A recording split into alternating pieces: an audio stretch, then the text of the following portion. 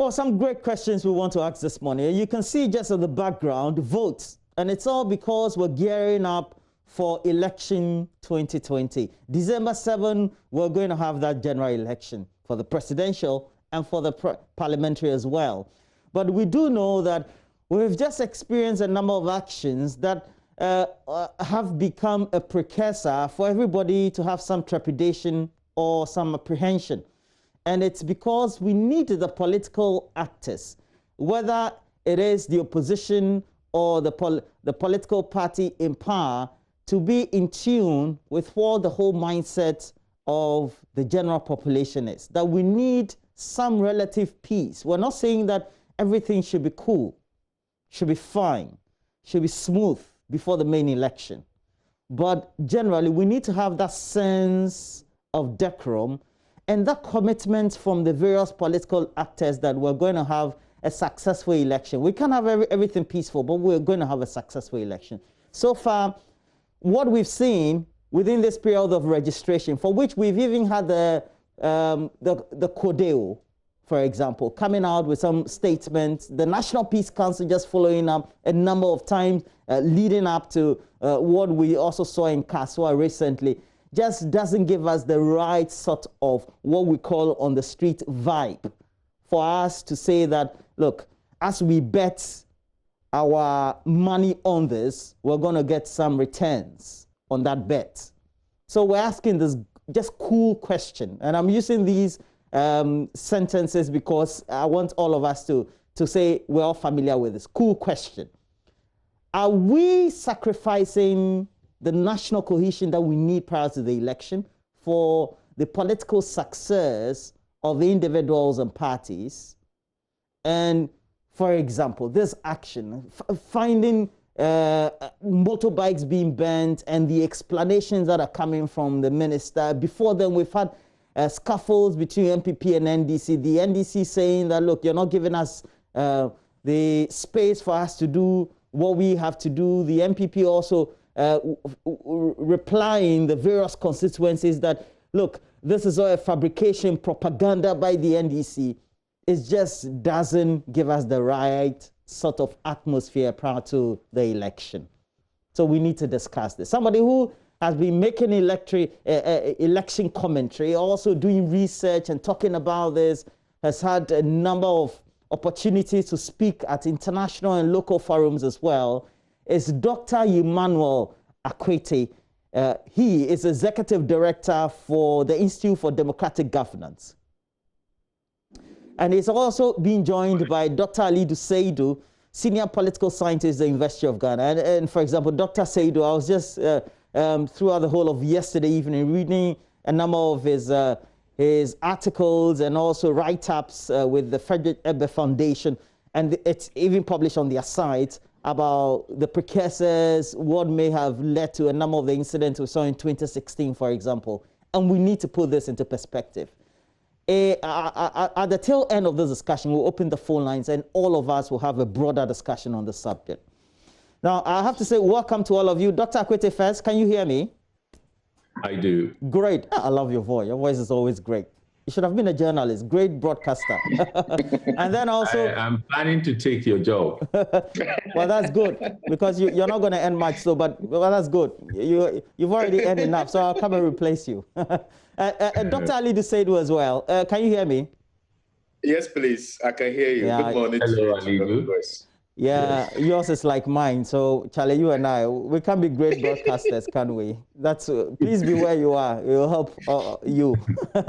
so, Dr. Akwete, and yesterday we had to speak at length before you agreed to do this, because you say it's almost become a rhetoric. Is it really a rhetoric? We've seen a number of incidents already. Thank you, and good morning to everyone in the studio and to the listening public.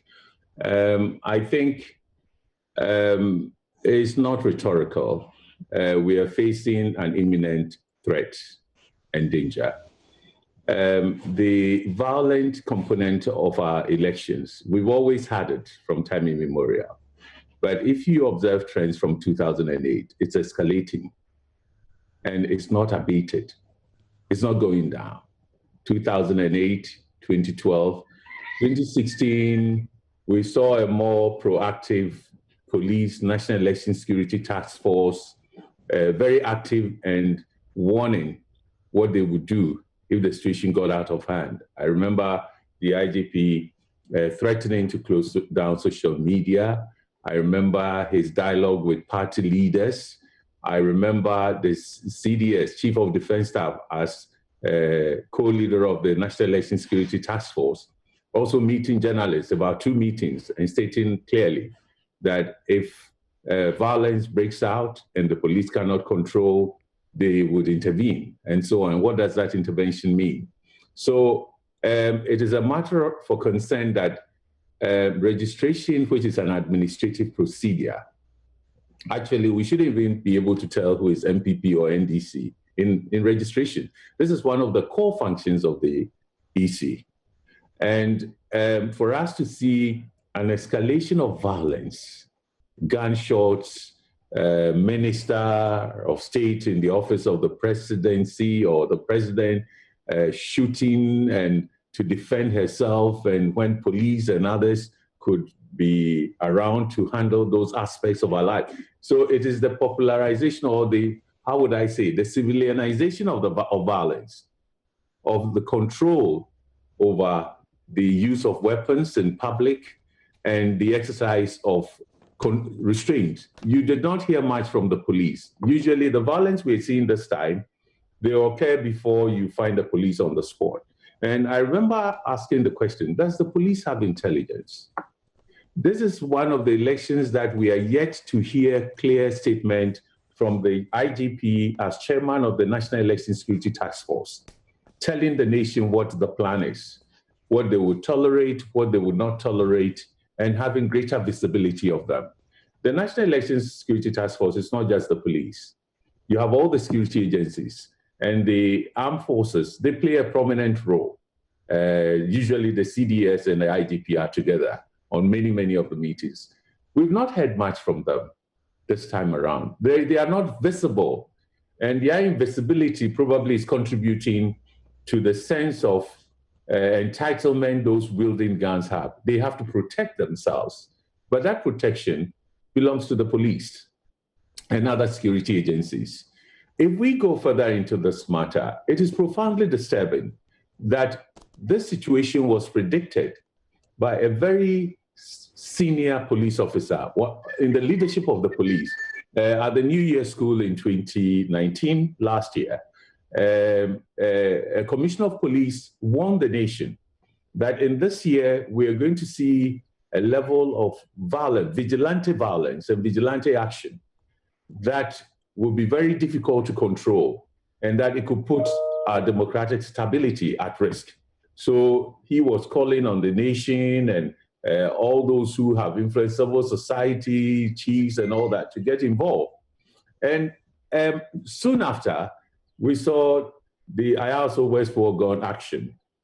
And then we've seen vigilante law passed, and we've seen the peace pact, the peace council, and the code of conduct that the two parties signed. But you see, what is clear is that our parties, the two dominant parties we call duopolies, are over and above the laws. All the actions that have been taken have not deterred them. And I think that sometimes you wonder, what role does violence play in democratic elections? What is the objective? And I like the question you asked. If nation building is the purpose of these parties, you build nations through conversations. The time when nation building was authoritarian, one leader says, I am going to build a united Ghana, and therefore I have the plan, and I am going to use force, I'm going to conquer territories, I'm going to dominate regions, take other lands, and so on. Those belong to the centuries past. You know, it was part of the imperial thing and the colonization. In our current context, the Constitution is clear on our nationhood and how to build it. Chapter 6 is very clear on the sort of things we should do. But you need a dialogue, you need deliberation. Nobody has clear strategy and the only strategy for building our nation. But I think our parties, probably we should begin to talk. Our parties are not nation-building political parties. They become very parochial, pursuing interests that are far away from building the nation in the sense of the common ownership of the good things that they would deliver, whether it is very good roads, good housing for workers, good hospitals. COVID-19 has exposed the weaknesses of our development, the infrastructure we claim to have developed. And yet, what do you hear from them? They fight over everything they've done. This is mine. This is mine. We are going to beat you. So what drives their development agenda is the competition and the ownership. But we are the owners. The loans they take are taxpayers' money, and we are going to pay for them. Our children are going to pay for some of the loans. It's spent in a way that would serve partisan political agenda. You do not see much of the national, because the national is unifying. It's a respect, mutual respect for each other, and acknowledging that we are all contributing. If you're in government today or tomorrow, you're going to contribute to build on the foundation of a peaceful nation, a free and just and prosperous society, one that has equity and equality is driving. We are solving the problems between men and lack of women's representation, the gender issues, the violence, and so on, disability and all. It's not the agenda that is served by this. I'm just wrapping up. And we are 4 months, roughly 5 months to elections, and this is the violence we are seeing. It's building up.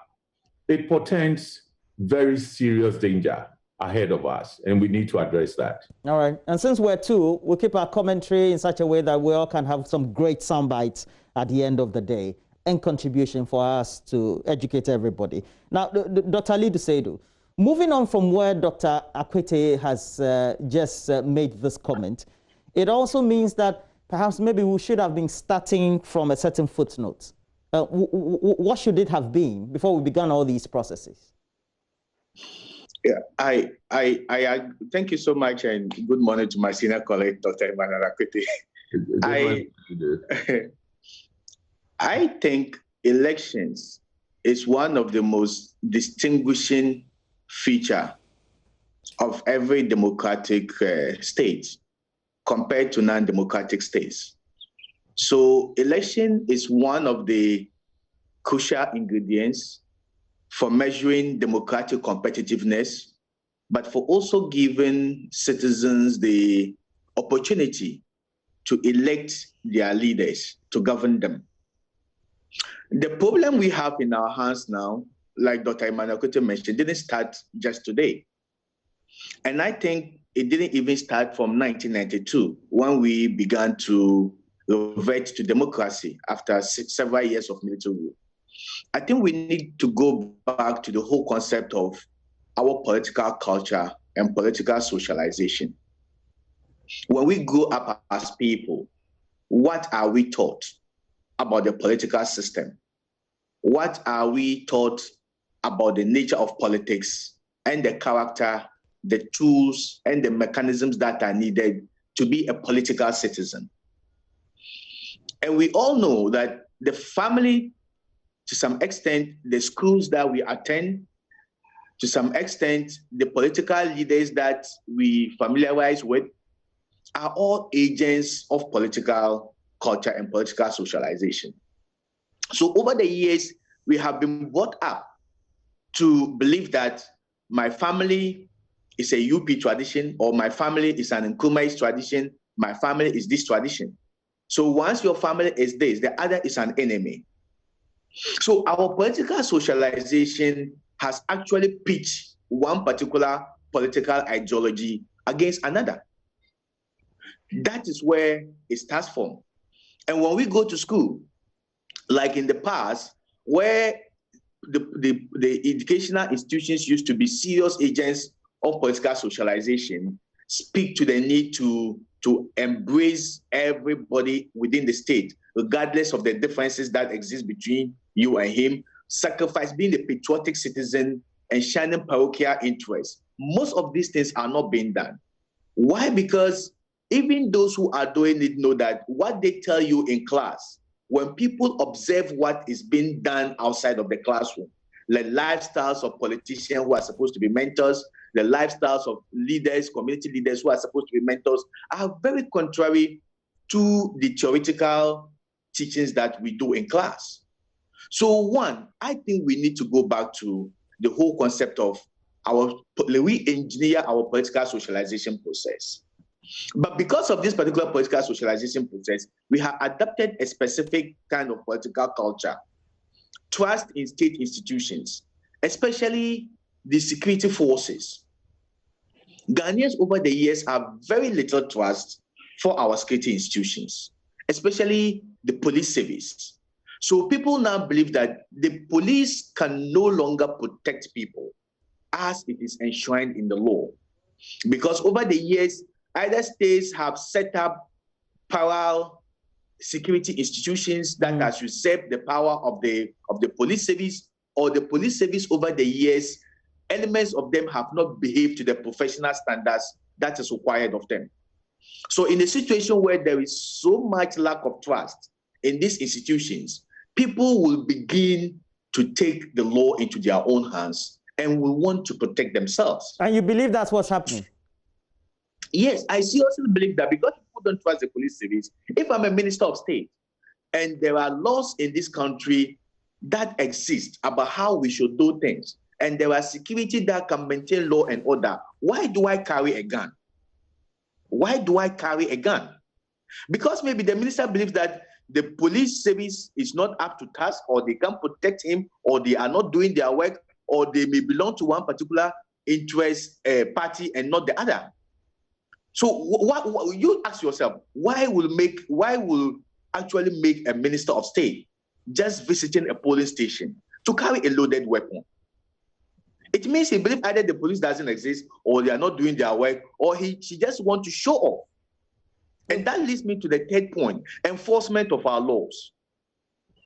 It is not that we do not have laws in this country. We have quite a number of them that can deal with these things that we are facing in our electoral democracy. But do they work? It's not just having laws. It's about enforcing the laws in a manner that is impartial, in a manner that brings equality before the law. Once people know that I can do things and go away with it, then it is going to embolden citizens to compete with the state for the control of the monopoly of the use of force that is constitutionally assigned to the state. And we are seeing the people do things and they go away. I have been to a number of polling stations. What I do see, Professor Emmanuel Kwete mentioned that the electoral task force are kind of multi-drawn from various security agencies. But what you see is that I go to a polling station, I see some people, they are not in police uniform, they are not in military uniform, they are not in fire service uniform, they are not in prisons uniform, they wear some black or white t-shirt with a scary, what's the name? Handcuffs, pepper spray, and other things. They come in a pickup that is unmarked. Who are these people? And what are they doing there? And if I don't identify them to any of the stated security agencies, am I going to obey them? Should I resist the pressure that they are going to mount? Should I obey what they are going to tell me? So there should be an element of clarity about people who are supposed to be where, people who are deployed where, and what they are supposed to do. Right. There is no badge, there is no anything that identifies them. So once people begin to have a lot of doubt and begin to think that there are parallel state security agencies other than the conventional, traditional known agencies, there will be a little bit of resistance to their use of force and control. No. So I think there are a lot of multiple factors that has brought us where we are. And I still don't believe we can't do without addressing them. There are still a lot of ways that we can address these challenges moving forward. Now, Dr. Kwete, we're just some few months to the elections. If you look at what you've seen so far, within just about a month or so of registration, and the rhetoric before that starts, when you and I had some discussions before the period, what do you think portends between the two main protagonists or antagonists, so to speak, based on what you think is the concern of the general population and how they should behave? Thank you very much. Since there's a conversation, I thought I could take some quick comments on something Ali said, and then go to this question quickly. Exactly. First of all, I think much as I agree that there is some mistrust towards the police, we cannot base the minister's behavior on that mistrust, simply because at this material time, it is the president and his government, of which the lady is a member, that is in charge of security. If her behavior should denote or convey the idea that the government does not trust the police, it also then tells us that they are not in charge of security. So I wouldn't push it that way. What we need to say, however, is that I think the president's first responsibility is the security of Ghana, peace and security. There's a minister for security, there's interior. He's appointed 2 IGPs within the tenure he has, and the police is in charge. Our presidents are supposed to work only with the police, not with civilian armies or vigilantes. And so it is for us rather to prevail on the woman that this behavior goes against, it's an indictment. Her behavior is indicting the government. And I think the reasonable thing to do is for her to step down. You see, we must set example. Enforcement is not just the police coming to arrest, but behaviors that convey the wrong message, that embarrasses the president and the government and all those in charge. If she was going to the field and she had a sense of insecurity, she could ask for police escort. Who else would have it than her when she actually is in the office of the president? And she's a minister of state currently. With opposition leaders, you might think, oh, they might feel and so on and so forth. So let us not, let her off the hook easily. Her behavior is extremely bad because the message it sends is that there's a breakdown of law and order. The government is not in charge of security of the country to the extent that a minister would pull a gun and says, I'm defending myself. Whoa, she couldn't call the security of the castle itself to protect her or the police at the local station. So this is my point, that it is a very bad example we should not tolerate. And just as Ahinkra, or Honorable Ahinkra, had to go, forced to resign, she must do the needful, that it is the same. It is either you're going to risk infecting people who would then cause the nation and would possibly die, or you have a gun which is even more lethal and very quick in action to destroy. The two are not significantly different. And if it's the policy of the president that if you do not toe the line or you behave in a way that undermines the policy of government and the work that the president is doing, you exit. So otherwise, it will be a problem for the president because then it shows that, well, on some things he acts, on others. So where's the consistency? Where's the line? Where's the policy consistency? Okay. So we should take this one. Now, the behavior and the rhetoric of the two. You see, Alidu said something important, but I'd like to also add to it. Elections are competitions. So it's a time that you articulate difference because we're going to make a choice. So in elections, you see a lot of differences coming up. And also it is the time that all our rights, civil, political, human, every rights come into play in the election space. Okay, so it tends to be it could be a bit turbulent and so many things are being sorted out. But the most important thing is that it is during this period that we also assert the principle of accountability. We gave you a mandate. What have you done? Have you fulfilled the purposes? Do we think you've done well? Explain to us why you wouldn't before we vote. Or we have a different agenda and a different vision. We are going to correct this. You need an atmosphere of peace and tranquility, a secure environment to conduct this business. The behavior of the two parties only tells us that they are fighting for something other than they respecting our mandate and the fact that they have to be accountable. It's not only the governing party that has to be accountable. The opposition have to be accountable as well. In opposition is a vital role to ensuring good governance and accountable. In fact, they lead in holding the governing party and the government accountable. So the atmosphere for that work to be done, for us to be informed what they've been doing in the last 4 years, is becoming very difficult because people are afraid. Fear is what you take out. The open society does not require fear of death, of weapons hurting me, I'll stay home and so on. They've generated an environment of anxiety, of fear, of insecurity. And if this persists towards elections, you're likely to have a scenario. One is that people will be too scared to go. For example, even the registration, there are people who are so afraid to go. And we have, through the networks we have, we're encouraging everybody to go. Say, look, it's your right. Don't lose this opportunity to claim in it. Go and register so you can exercise a mandate. But many are afraid. And there are those who are saying, oh, I wouldn't even do it.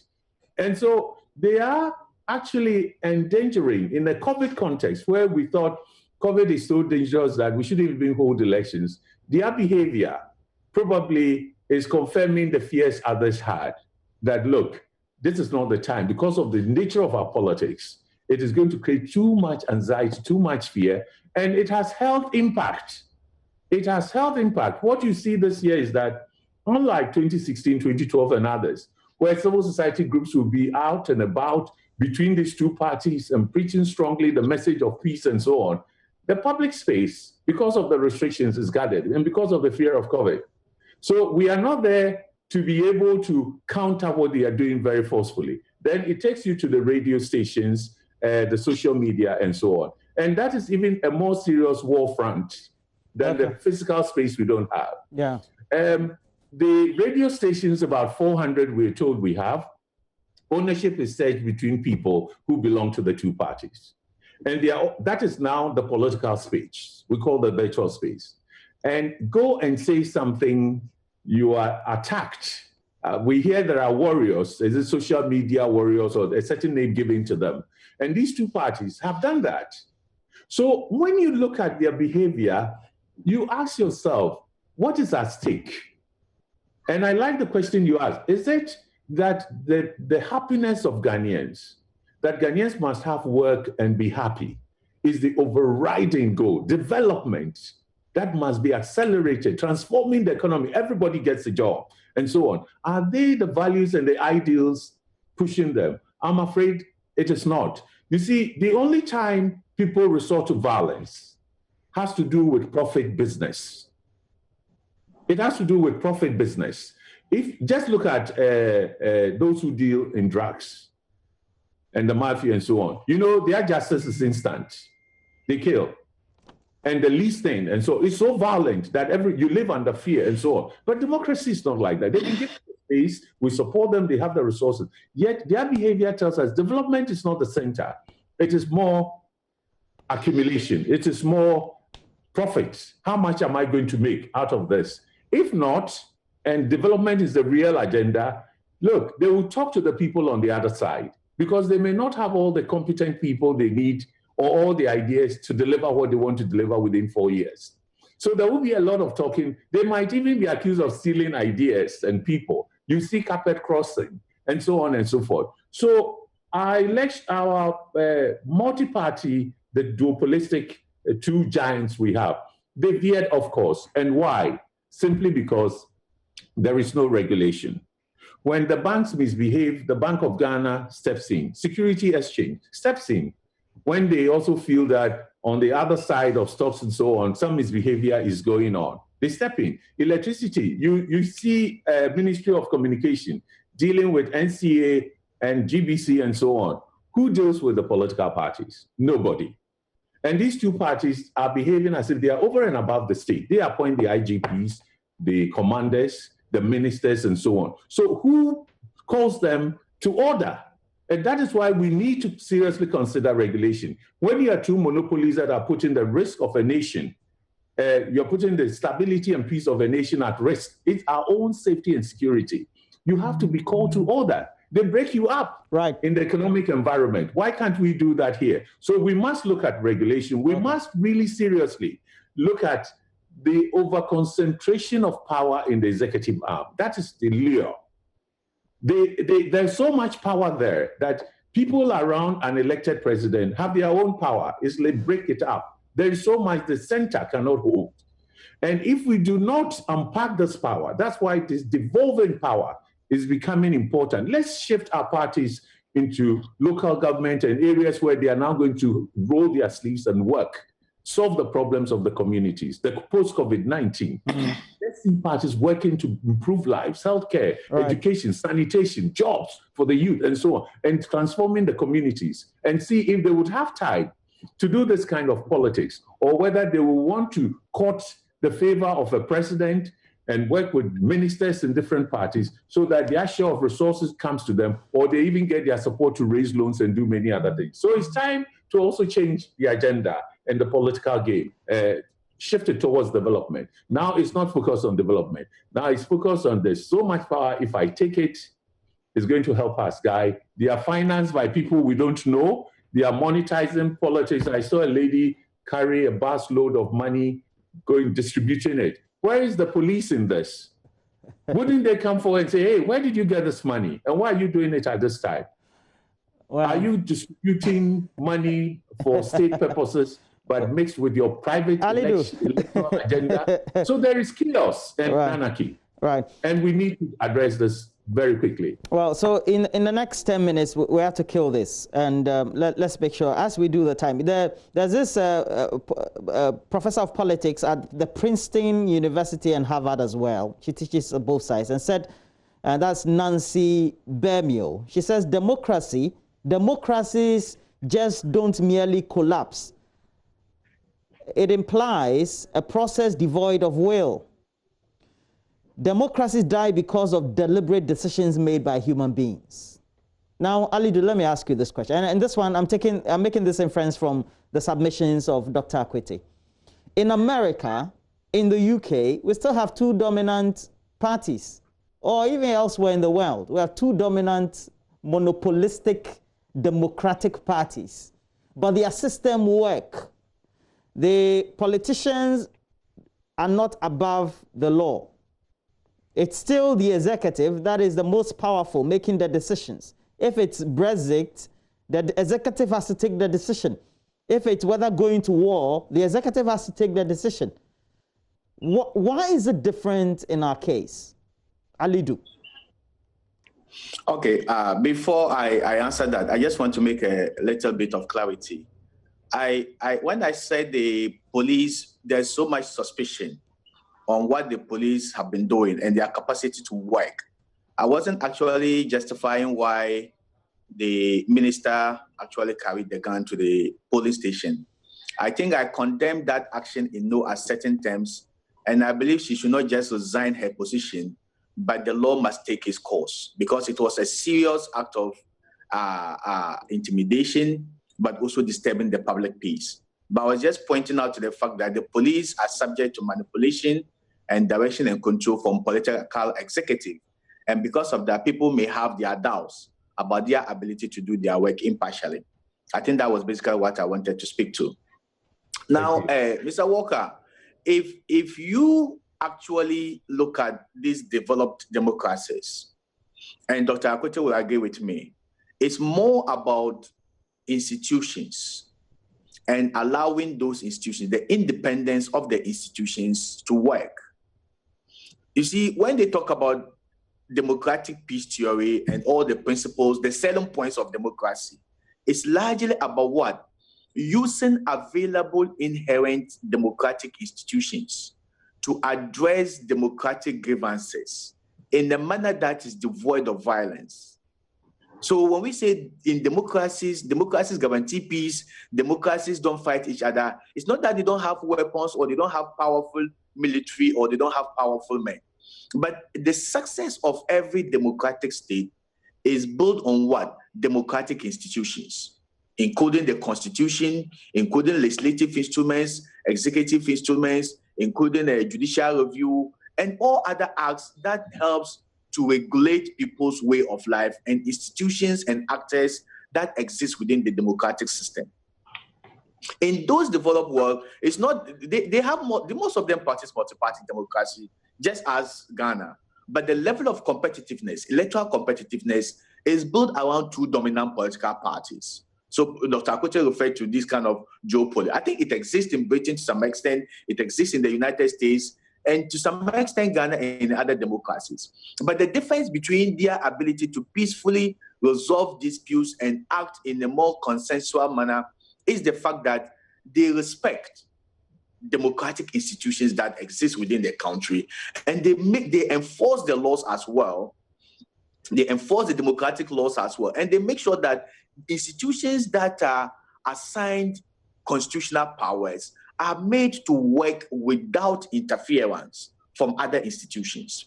Even where other institutions not interfere, work with them, it is done in a more collaborative, consensual manner that the whole concept of democratic maturity surfaces.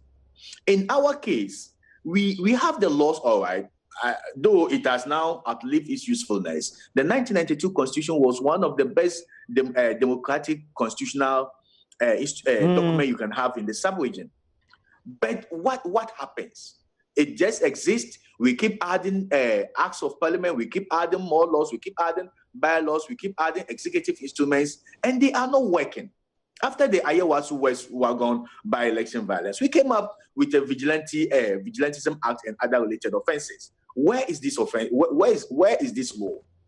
The criminal, there is a lot of provisions under the Ghana Criminal Code which speaks to most of these things that is happening. We can use it to deal with them. There are a whole lot of laws that exist in this country, institutions that have the power to be able to single-handedly deal with these problems that we are facing. But their hands are tied, or they are either unwilling or unable to deal with those particular laws. So I believe the difference between the democracy we practice here and the democracies that you have cited is the fact that there are strong democratic institutions. Two, these institutions are allowed to work without interference. And three, they do not just pass laws and throw them somewhere because there's a situation and you need to deal with it. When they pass laws, they make sure those laws work. And in enforcing those laws, they are impartial, and they do not look at your partisan colors. They do not look at the language you speak. They do not look at where you come from. They do it in such a manner that every citizen in the country feel obliged to obey those laws and to act according to those laws. But when I know that if I do something, I'm going to go away with it, then people are emboldened to challenge the sovereignty and the sovereign powers of the state, to challenge the constitutional powers of the Ghana police force, to challenge all the institutions that we have. And when we begin to undermine our democratic institutions simply because we have reasons to believe that they are unwilling to perform or they cannot perform, then that element of cohesion and living according to the laws ceases to exist.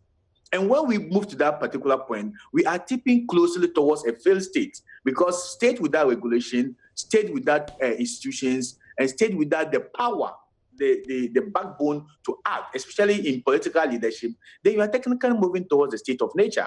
And in the state of nature, it is more chaotic, it is more brutish, it is more poor, and it is more short. Okay. Dr. Akote, we have to wrap up this conversation. And we know that bigger platforms will always be needed.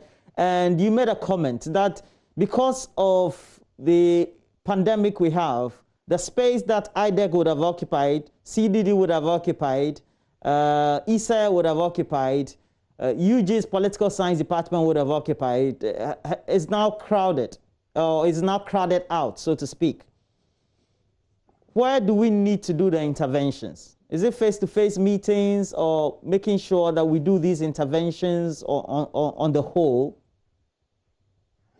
Thank you. The physical space, because of the restrictions, assembly, association, you can sit in various places, you can't be more than 100 in certain circumstances, churches are closed, all those things. So the physical space has restrictions that makes campaigning the usual way difficult. Now, virtual space is even more powerful. the radio, the TV, the media, and so on. But it's the things they can't do in the physical space, they've imported, they've transported onto the virtual space because of the ownership of radio. Radio is so important because oral culture predominates, and the majority of people in the rural communities, in the districts and so on, listen more to radio. A few go on social media, YouTube, and so on and so forth. So we are pushing for some regulations to be enforced, and the regulatory institutions we are looking at, National Media Commission, the NCA, we are trying to talk to the NCA. I think NCA should tell us what they are doing, because they give all these licenses and frequency stations and so on. They ought to be interested in how it's being used in this peculiar situation of COVID-19 restrictions and the need for the people their right to know. So they should speak to us. It's been difficult to get them, but we have a webinar coming next week where we are again bringing media experts and leaders of various institutions to come and talk to how we can at least introduce a certain set of measures in the social media space, on the virtual media space, which includes all, so that there would be hate speech, the insults that are going, the misinformation, the fake news, and all those things can be enforced in a way, including the police, which has some power to do all these things. We did not prepare for this. Nobody anticipated COVID-19. But that is also where I find it rather unfortunate that when the EC was moving us into this situation, it did not take all the factors into account. It was too narrowly focused on the credibility of a register or incredibility or flaws of an existing register and a new one. The context in which we operate in now is so dangerous, it's so disarming, it's so disempowering that it's going to affect not only the integrity of the register they are going to put out, people just perceptions make truth for them. And it's even going to affect how we conduct elections or how we would accept the results. So it is important that all these institutions come together quickly to say that, well, COVID contributed to that situation, but what do we do to make sure that there is sanity on the radio stations? The two parties we hear have split the ownership of the of radio in Ghana to themselves. Can they themselves impose some rules of sanity so that we will get them moving, assuring us that, look, they have heard us and they have other ways of doing things. Let's see them talking. Okay. It would be great if we saw the presidential candidates having a meeting just as the general secretaries and chairman. Right. Because the two presidential candidates have committed since 2012 that they would deal with this violence. If you read the peace pacts, the same thing, the same candidates. This is their third contest. Will they do something to take off this anxiety ahead of the elections? That would be great. So let's push for that as well. All right, no last comment for you, Dr. Alidu Seidu, but then... Oh, sorry, Alidu, my dear friend. But it's been a great discussion so far. I hope that we can have more of this so that we do the education, the conscientization, and ultimately we will get there as a people. And Dr. Alidu Seidu is a senior lecturer, the Political Science Department, the University of Ghana, helping us. Dr. Seidu, have a great time. And then also Dr. Emmanuel Akwete is Executive Director for the Institute for Democratic Governance. If not because of COVID, would have been invited to this forum at this place, Nat Hall, here and there. But look, the situation is different. And that's why the two of them believe we're having this whole fallow period for all the things that we're seeing currently. Thank you for this discussion. Get interactive. Facebook, Join This on TV. We have a Twitter handle. I Join This on TV. Get all these updates on myjournline.com as well.